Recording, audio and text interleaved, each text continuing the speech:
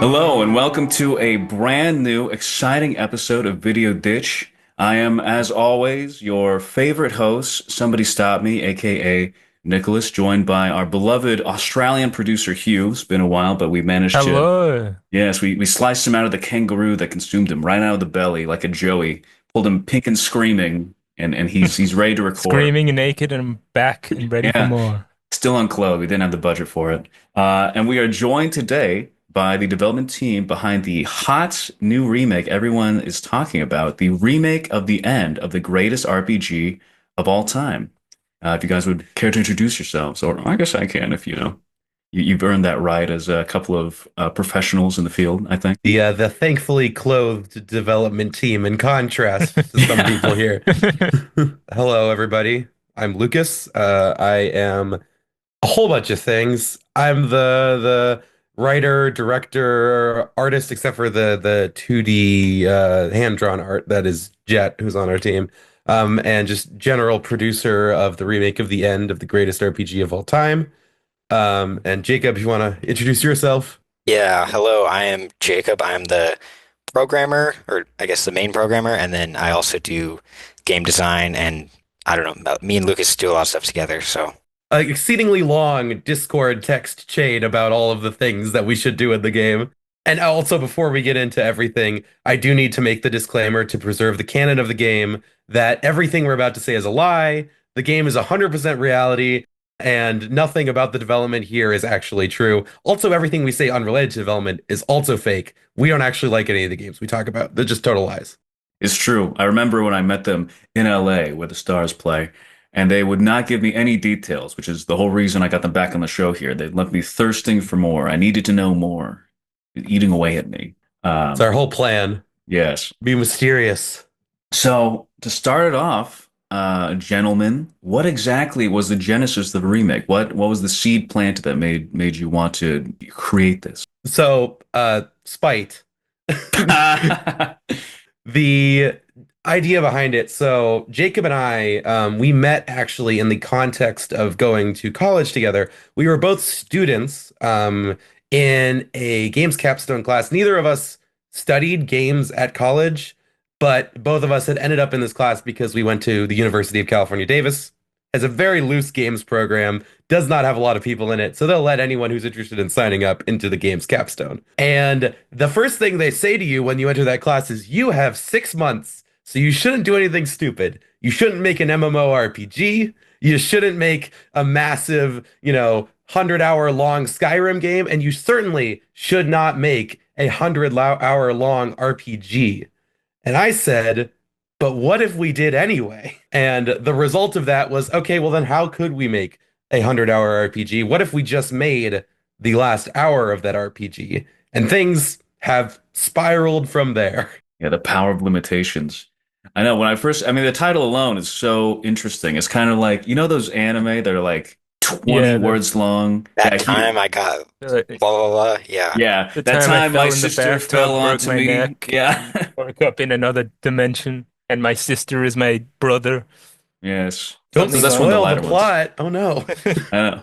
But yeah, it's that same appeal, except with yours, it was instead of filling me with disgust and rage, it was intrigue. So, good on that. Oh, sorry. You were supposed to get disgust and rage. We'll have to change it. Oh yeah. Yeah. Next Yes, time. you can have my title for free if yeah. I'll put Yeah. that out Okay, there. yeah, sounds good. Yeah. All right, well, stay tuned for My Brother Was My Sister and I Got Hit by a Bus coming to Steam someday soon. Yeah. Next project due to release 2025. You heard it here first. Yeah. Exclusive. And outside of that, how's everyone doing today? Any crazy cool films or games played? Anything that's been occupying your time instead of developing the game that you want to talk about? I mean, Jacob, I took the last one. Why don't you take this one? I've been getting back into Minecraft, to be honest. Yeah. How's that Oh been going? yeah. You see Um, Herobrine? no, no. I'm in the process of like setting up a server for my friends to play on. I have never played it, but everyone says it's great. I have. I mean, I played it back in the day. I had a friend who did like fake Herobrine pranks, and I had a friend who would come to me every day, like, dude, no, today on the server, there was a sign that said Herobrine was here, and there was lava blocks everywhere. And it was like, oh my, he's like, I went down the hill and then lava was coming after me. I was like, dude, we need to get Mojang on this now. We need to call the cops. Secure your game server now. There is something wild about games that get to that level of like ubiquity that they start to get legends around them. That is, it's like impossible to have something, or very difficult to have something as an adult, where you get to that point of like the schoolyard tales about things. I mean, the I was talking, I think to one of you all on the on Discord the other day about UFO 50, right? Yeah, that was me. Yeah, there you go. And like I think that is the closest I've gotten to anything that has that kind of quality of like engaging with it with other people more so than with the internet and just looking things up.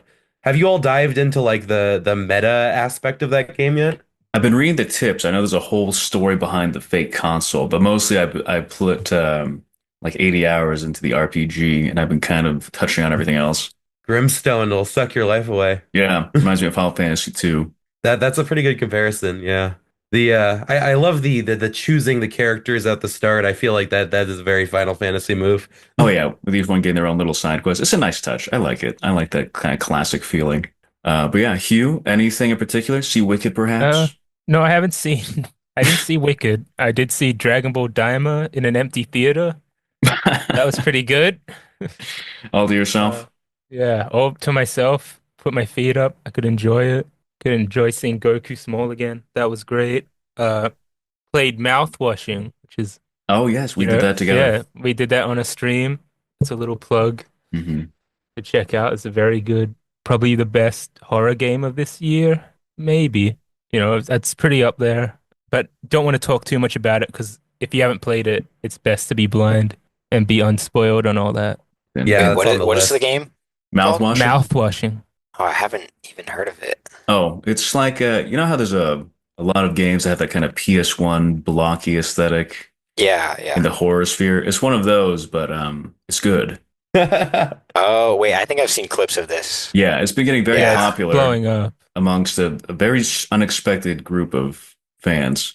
Yeah, I gotta. There's so many games every 5 minutes. I know. It's ridiculous. And that's what this show is for. We play it so you don't have to. Yep.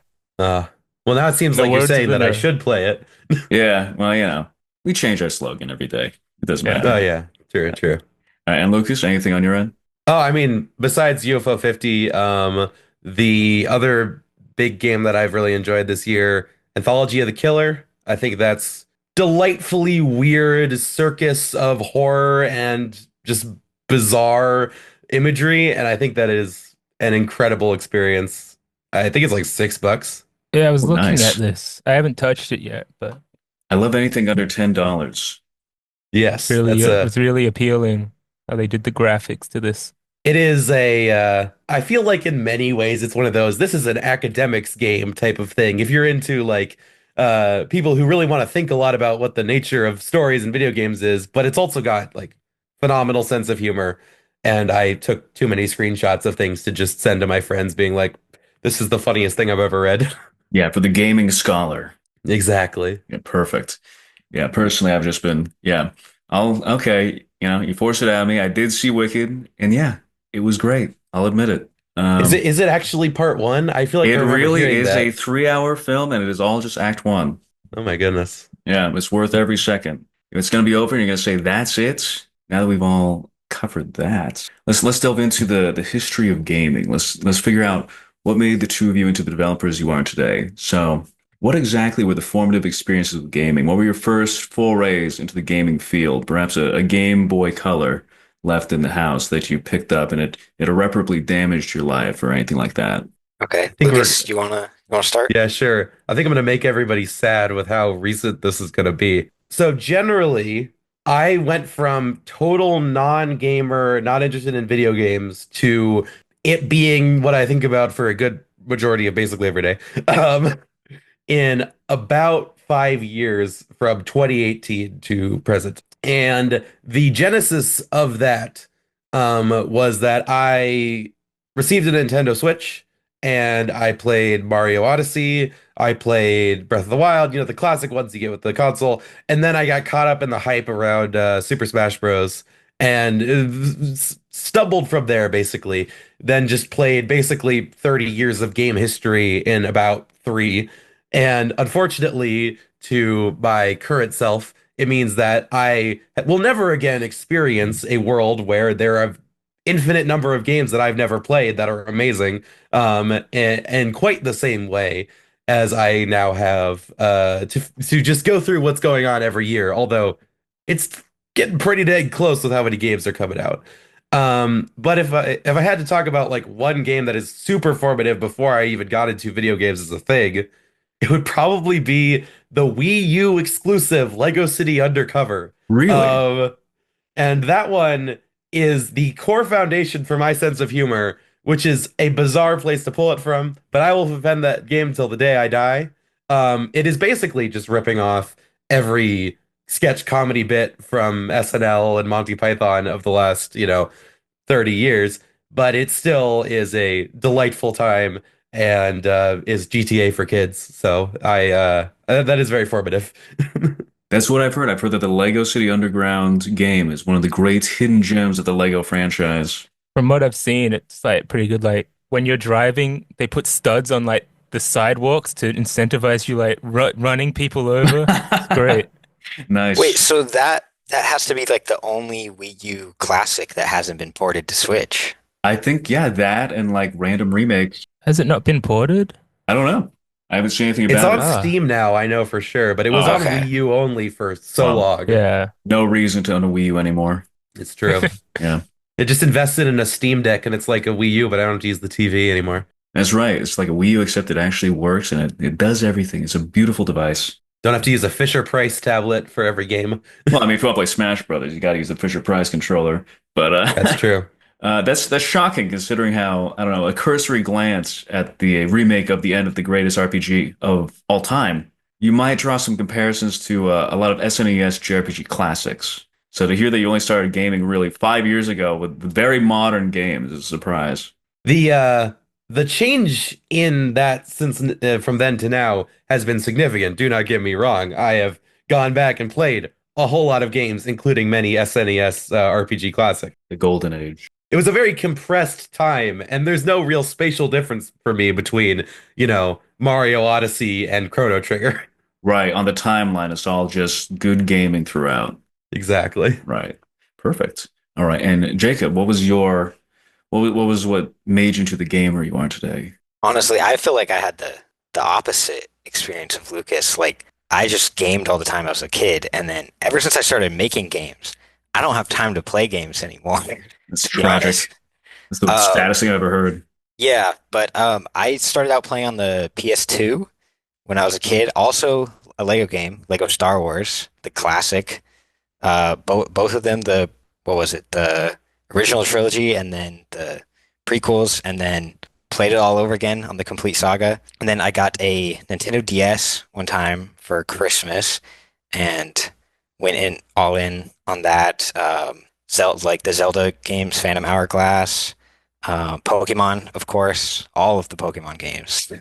Um, and then I guess my first like proper RPG or like JRPG that stuck with me like and very much just like inspired me as a game developer was Dragon Quest IX. Oh, If you guys beautiful. have ever played that. Yes, yes. I'm a big, I don't know if this will show up on the camera, but I'm a big Dragon Quest Oh, guy. Oh, yeah, yeah. yeah. So that was my first one. I never played 10 because it like didn't come out in the US for a long time, Yes, right? it was like a Wii exclusive MMO for a long Mhm. time, which is insane to me. But But I did play 11 on PS4 and that was great. But yeah, that's just a lot of Nintendo, played the Wii, played the Wii U, 3DS, all that. Super hyped. I was like there for the hype train of like Smash 4. You guys remember that? unfortunately, yes.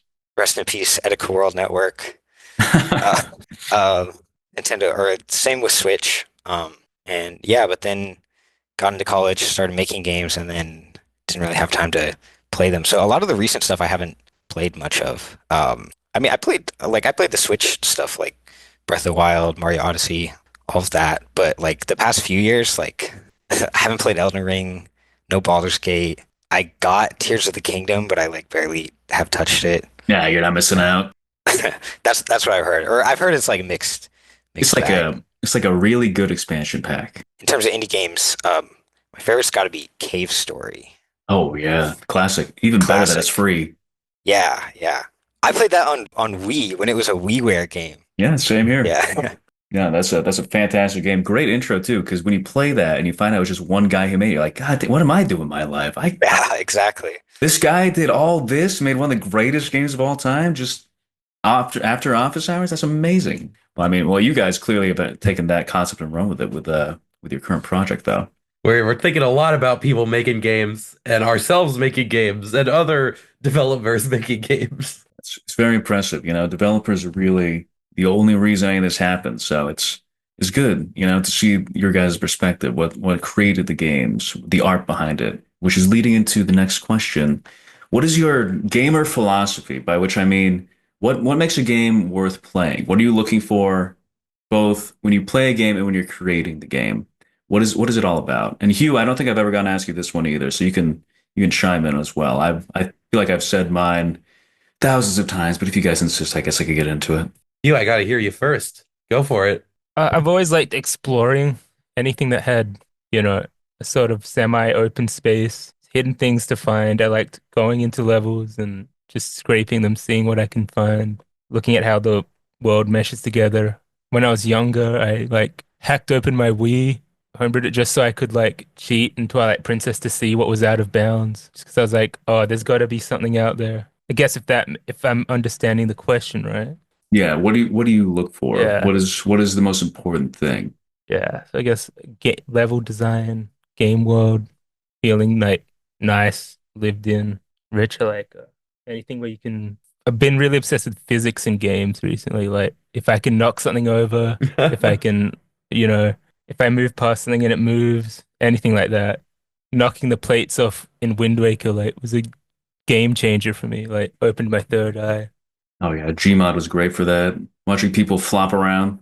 The bit in Half-Life 2 where you step off the train and you like can chuck the can into the Oh trash yeah, can is pick up such that a can. exactly. Yeah, just people reacting to it as well was great. The game like lets you do that, and then characters in the world will be like, "What the fuck? Yes, it gives you that level Why are of you break? Yeah, reality. why are you breaking my shit?" It sucks you in. You forget that you're holding the Yeah, controller, staring at a screen. You're like, I am Gordon. He and I are one and the same. yeah, like that guy chasing you, and you have to run for your life. Exactly. It's great. It's like this stuff in Wind Waker where I used to just there's like a really rich guy, and you break all his pots, and he's the only guy that'll actually charge you money for doing that. And I would just that was Uh, the funniest shit. I would make sure didn't have enough to pay him, and then I'd do it. I loved the stuff like that. Yeah, so the living good stuff. world, the alive world. Yes. Jacob, what do you think? Or Lucas, either one. Jacob, why don't you go first? Okay. I guess yeah, it's kind of similar. I feel like games is all about like the fantasy. I mean, people throw out like immersion all the time, but I don't think immersion necessarily needs to be like hyper realistic graphics or like all of that. It's more just like as you're playing, you feel like you are the character and you are Yes. there. And yeah, you could get that all the way back with like Super Mario Bros. For NES. Like when you're timing your jumps, you're like, locked in, for lack of a better term, like that like flow state while you're Absolutely. playing. And that's what I think is like so satisfying. Like becoming one with the game. Oh yeah, even in something as old as Tetris, there's zero human characters. It's all just geometric shapes, but it's so easy to get sucked into it and completely obsessed with it. The screen is all that matters. That is a very telling sign of good gameplay or a good game, I would say, is the immersion. Yeah, I feel like I can build on top of that and say like I also love I guess games that are very like self-contained, which is a weird thing to say, but I think of things like Her Story where it's just like it is what it is and it does exactly what it needs to and it does nothing else. Like that game could have an ending. It could have something where it goes beyond this fantasy or tries to come to a conclusion, but it's just trying to be that self-contained fantasy of like these are these video clips that you're trawling through and you're trying to solve this mystery. And when you're done with it, you're done with it. And I feel like that's like so compelling to me, the idea that like we can use games to kind of like recreate these experiences, or we can use them to make these like self-contained objects, like you're saying with Tetris, of it just kind of is this thing, and you can just look at it, and it's so interesting. He's using these tools to create a narrative or a brand new way that we couldn't do with a film or a book. Is what I guess now that I'm getting older is what I'm looking for most is novel experiences, things I've never felt or seen. Because I'm getting up there in years. You can't see it now because I've got the ring light blasting me, but I'm full of gray hairs. I'm basically 50% dust at this point. So I would say the main thing I look for in a game is really that it's a novel experience. It's something that sticks with you after you finish playing it. The story, the gameplay, and the music are the three main components, I would say, in a game that really make it stand out. And the story and music in particular are really what I feel sticks with a player after you finish playing it. Like I still think about Final Fantasy VII, and it's been 20 years since I first picked it up. So I mean, on the other hand, there are people who feel the same way because they just really like Sephiroth. But I like to think that the narrative did something for it. Yeah. Anyways, but it's good to see. I'm glad to see your guys' gamer philosophies and what exactly you look for and appreciate in games.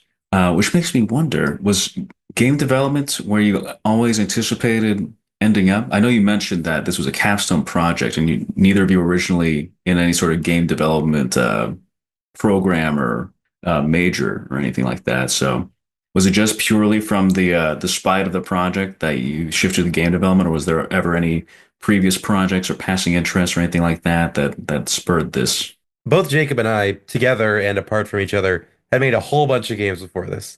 I think collectively it's over 30, something crazy like that. 30. Wow. But that's including like random games on itch.io. It's including a lot of garbage. Um, and even beyond that, I released earlier this year another game on Steam. Um, and just two parts of that question. So one, we have been working towards doing a lot of game stuff for a long time, so it was not a spur of the moment thing, even if this specific project did start as spite. And then other half of that, I would not say that game development is necessarily where we've ended up. Neither Jacob nor I are working on this full time.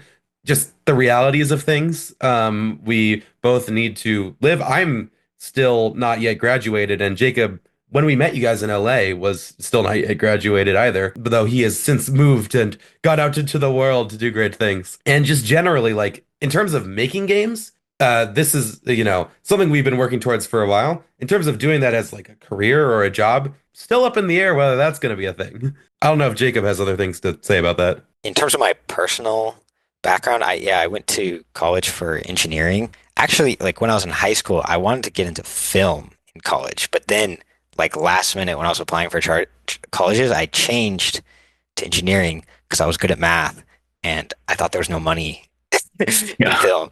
I get that. And then and then I got into college and then I don't know, I didn't really like engineering that much. I didn't really get into it. I started getting into coding though, and then eventually found game development, and then I like realized like, oh, like there's something that like combines art and like logic and problem solving. And that's kind of how it started for me. And then yeah, I met Lucas, we worked on some stuff together, and then we both took a couple other games classes in college, but they weren't like any big projects or anything. Yeah, and then I ended up taking this class and started this project. Is there anything that you both have made in your past you're particularly proud of, or is like maybe particularly funny that you want to shout out? It is a little bit interesting the way that things have changed dynamic between Jacob and I, because I met Jacob originally through him running this kind of like on-campus mock studio club for game development, where he was running this thing, and now we're in this scenario where we've kind of flip-flopped positions in terms of who's directing the game. And it's a very weird experience for me because I met this guy as kind of like this authority figure in my life. Now I'm bossing him around all the time. No, but it is like in terms of direction, a very interesting change to go from that original thing, which I think the high level pitch for that game we were making ages ago was like I think we were really angry because Tears of the Kingdom was revealed right around the time we were working on it, and it was about like a bunch of sky islands. And it was like a roguelike platformer type of thing. Now to be in this situation, we're making an entirely different game, entirely different dynamic of the team is very funny. I guess another funny thing, for me at least, is like I guess so some of my or like my main game development projects, I would say, in terms of like what I like put on my resume was last summer I did an internship at a studio making Fortnite games. You know Like the games within the Fortnite? games within Fortnite, yeah. Right. Okay. And yeah, like they do you remember when like Only Up was like trending? No, Hugh, can you touch on this? You're the big Fortnite head. There's a game. It didn't start as a Fortnite. I think it was like there's just this game that's about, jumping up on these obstacles, continuously like getting higher. It got very popular. Like getting over it, kind of. Yeah, Yeah, it was kind basically of. ripping off Getting Over It. Yeah. Okay. And then Yeah. Fortnite ripped it off again. And then my studio that I worked for, we ripped it off again and made our own version of it. Very nice. And now Yeah. you're The a original millionaire. remake of the Fortnite map Yeah. of the Remake of the original greatest game. Fortnite map of all time. Yeah. Okay, so that was internet. That's such a bizarre concept, but I guess that makes sense. Fortnite's such a massive entity that yet to have entire studios Really big dedicated. game with streamers. The Mhm. only Yeah. Well, it's interesting. The studio was not like a Fortnite studio. Like I didn't know I was going to be doing that when I signed up for it. They're called Cabbage Systems.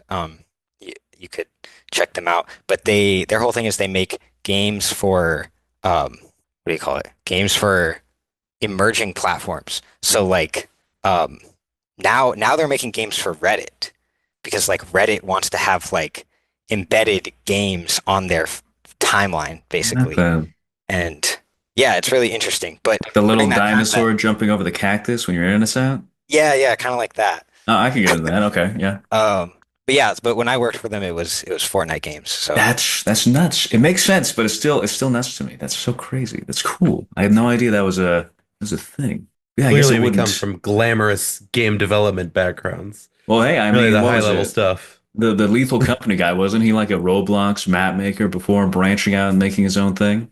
I'm sure, right? Yeah. The Everyone's got to start somewhere. Yeah, exactly. it's like your itch.io projects you mentioned before. Oh, if you want to play some truly terrible games, you can look I up do. my name on itch.io. I do and I will. I think the worst one, if you want the absolute worst one I've ever made, it's a game called Boss Fight. And it's like a weird puzzle game where you're supposed to prevent a boss fight from happening. And I wrote the music for it, and I never have written music again in my life. And you will see why, as 3 seconds in, this shrill 2 second loop drives you insane. No, perfect. Silent Hill 1 is my favorite soundtrack, so I'm sure I'll love it. Exactly. I'll broadcast so you can jump in. Maybe I should remake it as a horror game. Yeah, That the might help. remake of the entirety of the greatest horror game of all time. Oh, yeah. Boss fight, RE boss fight. All right, so that kind of gives me a good idea of the start of this whole project. This which of course we are referring to as a fictional, hypothetical, etc. Oh, yes, the lies and all that stuff. Yes, but getting into that this nebulous thing, how exactly would you pitch this game to someone who knows nothing about it? This All right, fake remake. I have the very practiced pitch. The remake of the end of the greatest RPG of all time is the last hour of a lost, non-existent 90s JRPG remade in 3D pixel art. But the game, you haven't played the first 99 hours of it, so you don't have any idea how it works. So how are you going to complete it? Well, you need to use the in-game manual, clips of an unreleased amateur documentary, and more to deduce how the game functions, deduce how to complete it, and ultimately uncover the secret at the heart, which is whether or not you can remake the greatest RPG of all time. Mhm. Beautiful. Not to get too far ahead of ourselves, but do you think personally, when it comes to remakes, do they match up to the original? We go into that a lot. The not to spoil, because a lot of our opinions on what we think about remakes are tied into what the game will be about. Okay. But I think it's pretty clear, like when we look back at the contexts that these original games are in. I mean, a lot of the game is inspired by the fact that I played all these games well removed outside of their context. I was not alive for the mania that was around many of these games. None of us, I assume, I mean, I don't necessarily know, but none of us are from Japan. None of us have originally played these games when they were coming out in the cultural context that they were made in. And that inherently changes how we experience these games it changes how you experience Final Fantasy VII if you live in a world where you've already played Final Fantasy 15. The result of that is that any remake inherently is going to be a different experience than the original game you played, even if it's a 100% identical copy of it. And it can't be, otherwise it wouldn't be a remake. That would just be an emulation of what you've already made. Beautifully put. I like how you avoided actually saying if you like or dislike the remakes. Very We are clear. going for a political career here, gonna Yeah. run for president of video games, and I Hey, can't make so many strong statements. hey, Sacramento's the place to do it. Exactly. So, with this, were there any RPGs in particular that really influenced the creation of the game? Was there anything you could pull from? I know that we were talking about the SNES before. I would say, going out on a limb, perhaps Chrono Trigger was a big influence. Was there anything else that really stands out in either the mechanics, the art style, the story you're trying to tell? Because I remember playing it at the mix demo. I think it ended with the rough 3D area leading to a live action video, which is very jarring when I was expecting a full 3D 2D SNES experience. But I did like a lot. Yeah, I mean, so it's such a weird game because we have different inspirations depending on what part of the game you're talking about. Um, the RPG that is being remade is very Chrono Trigger. Like it's almost to the point where basically saying like for the purposes of the fiction of the game, this is Chrono Trigger. But we pull a lot of other stuff for inspiration in that regard. You twigged The in the the Discord. the final boss is called the Chronomancer. Yeah. Yes. And don't worry, that's not a spoiler. All of the enemies are like like prefixed with Chrono. Yes, Chrono yes. Bat, Chrono Beast, etc. There's lots of good stuff in there. And the main character may bear some sort of resemblance to some character in Chrono Trigger. Who's to say? Mhm. Uh, Magus, I think. yeah, probably. But then there's other things that we did pull from for that part of the game. I mean, you twigged Legend of Legaia as a thing Yeah. in the Discord. Yeah. That's very very similar to our battle system. I think you might have played a very small part of it in LA. Yes, the inputting the commands. Yes, it's not a one for one translation by any means, but like the kind of queuing system is very much along those lines. Jacob, earlier in this call, I think you talked about Dragon Quest XI, and I feel like the Dragon Quest XI echoes of the Elusive Age thing, where they have the translation of the game into a 2D version of it and the 3D version of it. That's something that we've also pulled a lot from in terms of just inspiring the game in general. I don't know if you all have ever seen the GDC talk about Breath of the Wild, where they have the 2D version of Breath of the Wild as a prototype. No, I haven't. It's a really incredible talk they do. They kind of like show how they prototyped Breath of the Wild, and it's like chemistry system with all the different elements using a basically equivalent of the original Zelda. And I think like when it comes to talking about translating games from the original to something new, that's another place that we've drawn a lot of inspiration from. Of course, Final Fantasy VII Remake, and that is like the canonical remake of our time, I would say. Jacob, do you remember any other good places we pulled from for just like RPGs specifically? Yeah, I guess in terms of the battle system, I think it's also similar to Xenogears. I haven't played Xenogears. I've been meaning to. It looks really good. It's crazy. But yeah, I guess in terms of like, because the battles system itself, like, it's not just like your traditional turn-based battle system with like a menu that you select. It's all like based on inputs to, I guess, like make it feel more dynamic. And then it's also like a queuing system. Depending on the order that you queue up your attacks, if you get a certain, like if you put things in a specific order, it can produce like a combo, which is like a bonus special attack. And the inspiration for that is the whole idea that we're not really making an RPG, actually. We're making a puzzle game or a mystery puzzle game, basically. And so we're like, how do we have like a fun and cool RPG battle system that you'll feel powerful and you'll feel like you're playing like the last hour of an RPG where you like have all your moves and you're super OP and all of that, but also like make the game interesting and challenging and not thought provoking, but like I mean, thought provoking. Like, Good. sure, that you have to like think about it. You have to problem solve. You have to figure things out. It's not just you just blow through it. So I think the battle system we landed on was like a good combination of that. Like you, because you don't know all of the combos. You have to figure them out, or you have to reference the material that is provided, or I mean, we won't spoil all the ways that you find these things out, but yeah, so that's kind of the inspirations for that. Yeah, we also like for that element of it, we've pulled from a lot of the modern mystery puzzle games that people have done, like Case of the Golden Idol, Return of the Obra Dinn, and then also like the discovery-based games like Outer Wilds, Animal Well, etc., etc.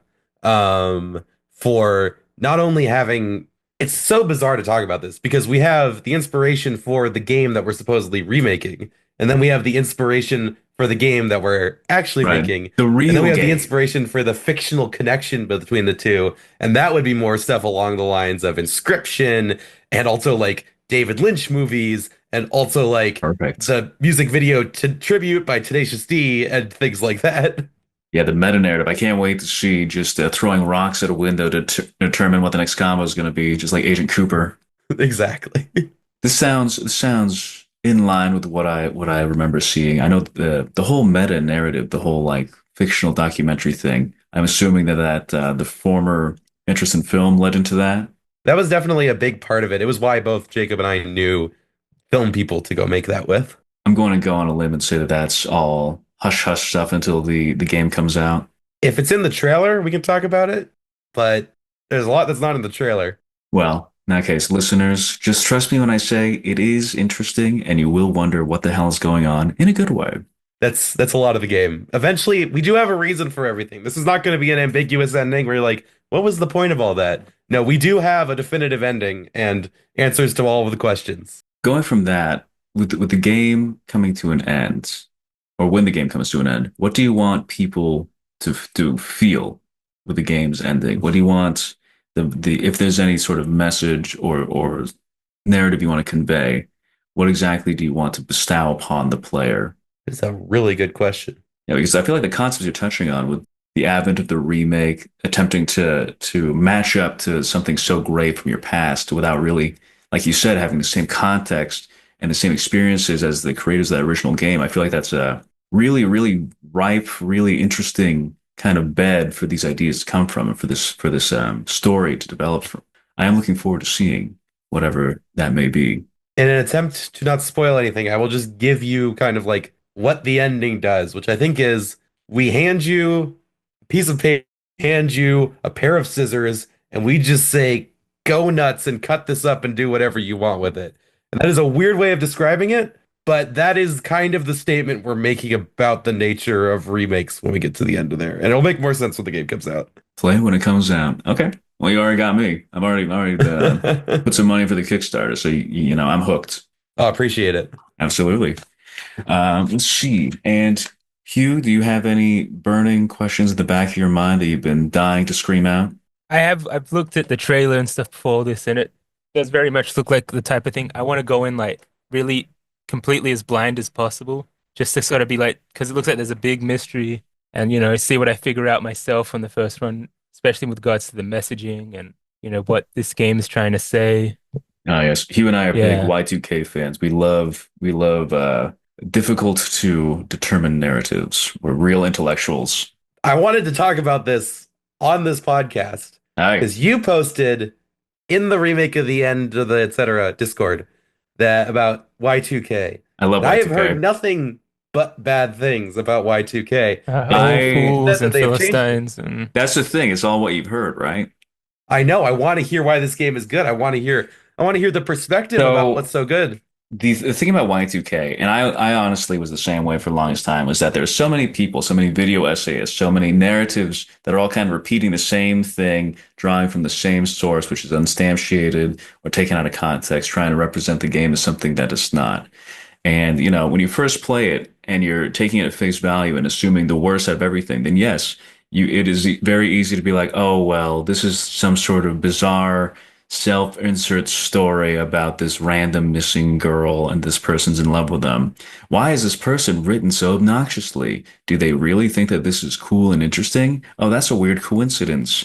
How these characters act. Wow, that was almost a salient point. Wow, that almost made sense. But there's no way they could have actually been a good writer. You know what I mean? You kind of have to force yourself to assume the worst of the developers and the writers for the narrative that you've been told about the game to really fit in with when you're playing it, if that makes sense. Because when I first played it, I was like, oh yeah, this game's gonna be no good. I'm gonna get a big laugh out of it, and then I'll never touch it again. And now I'm obsessed with it, and I have been for years. That's fascinating. That's Yes, really cool. I think it's a really outstanding narrative. It is genuinely a postmodern narrative in games, I would say.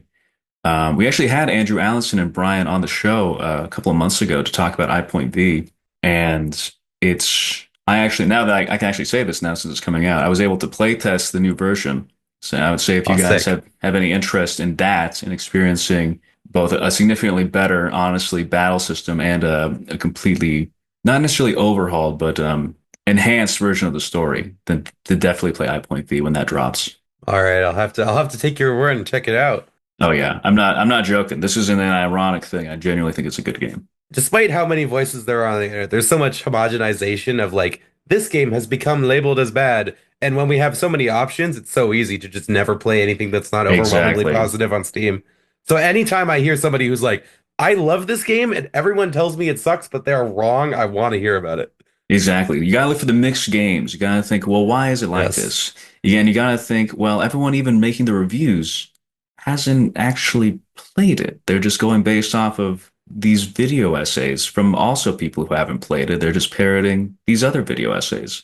I think there's a big problem just as a with YouTube in general as well, where people are just like, oh, well, I saw that this did really well. It's really easy to make this. There's all these things literally being hand fed to me to make a video with on this subject, and I'm guaranteed at least 50,000 views if I say all these very specific things that people want to hear over and over and over. I think I'll just do that. You know, That makes total sense. Yeah. it's that slop problem that's become so prevalent. People just love that slop. Yeah. Gotta get off YouTube. It's an endless rabbit hole of nothing. Exactly. Except for Noah Caldwell Gervais. Oh That's yeah, I love him. it's delightful. I listen to talk about Fallout for 12 hours. I think I have. Yeah. I think that was most of my flight to Australia for South by was listening to that. Perfect. Yeah, it's a long flight, so they're perfect for that.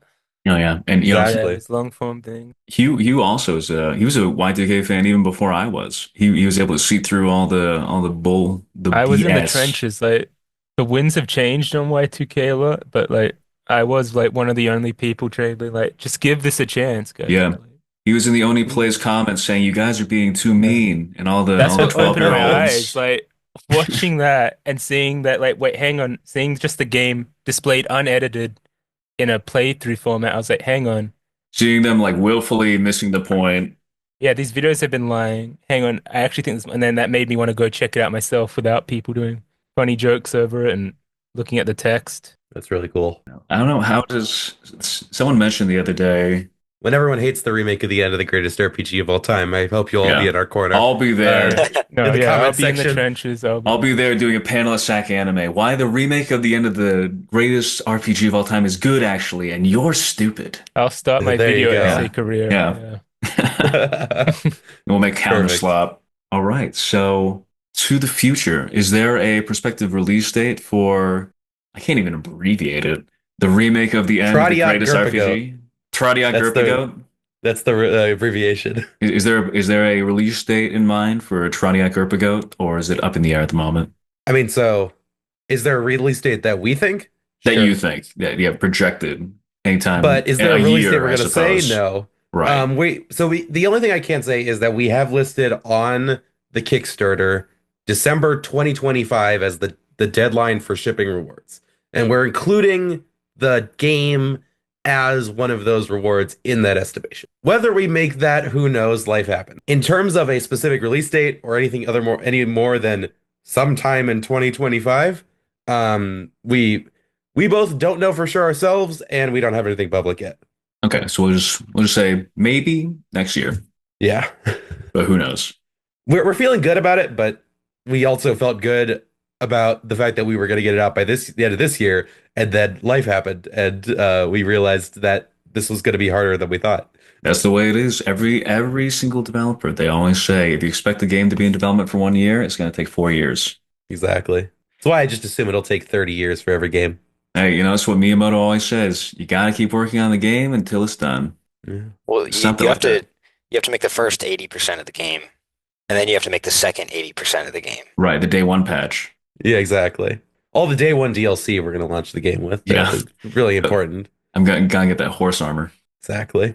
You might think we don't have a horse in the game, but we'll just have it like in a shelf or something. It'll be fine. Yeah, well, you're right into the D&D campaign. Speaking of, Yeah. congratulations, you got that big pledge I saw. Oh yeah, that was wild. I look forward to meeting whoever that person is so we can do that D&D game. For people who don't have context for that, one of the rewards on the Kickstarter for this game is if you donate too much money, that I will run a canonical D&D session for you and up to like 4 people. And like whatever happens becomes canon to the story of the original game of the remake. It was genuinely like this is the most ridiculous possible reward we could think of. And somebody chose to donate for that, so we're gonna find out how that goes. Very nice. Yeah.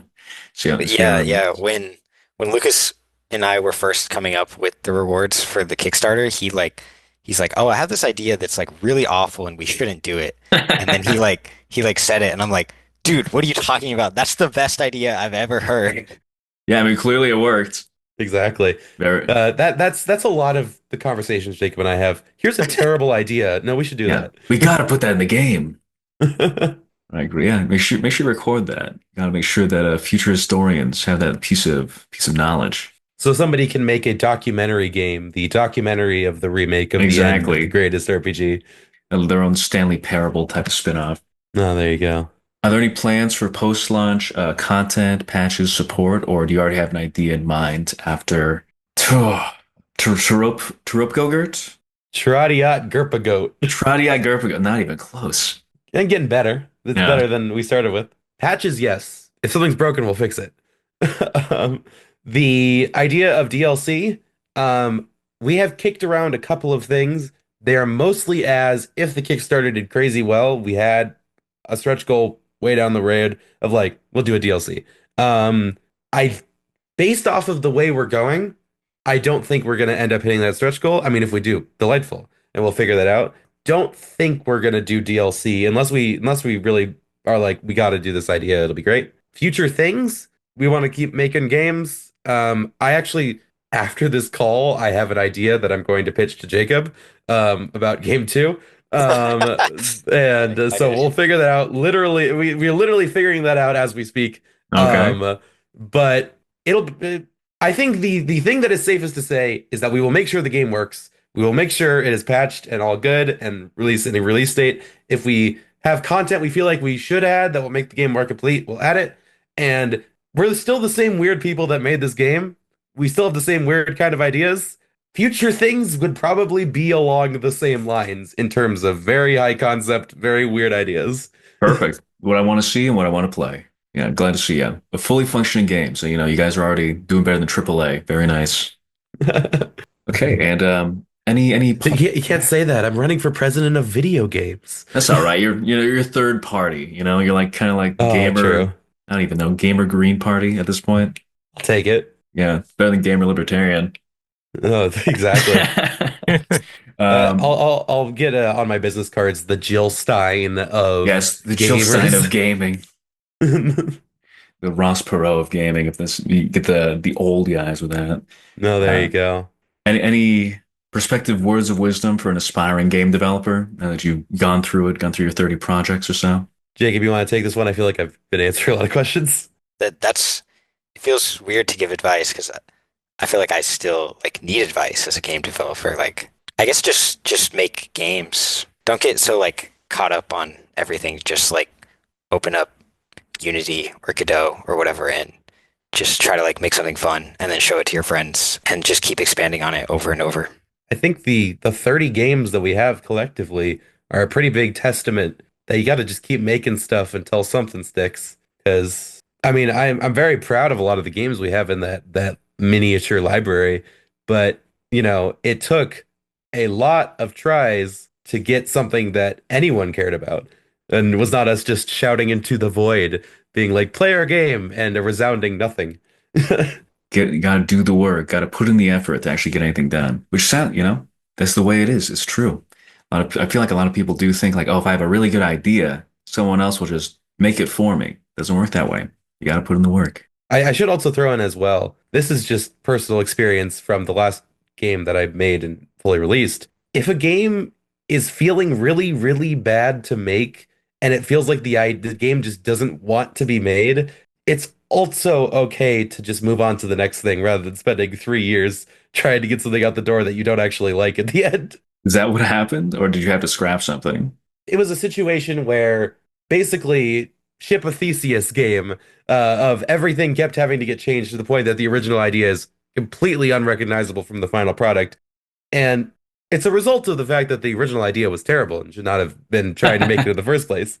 And where it ended up was I'm really proud of, don't get me wrong. But sometimes it's okay to just be like, you know what, this isn't working. Let's go make something else.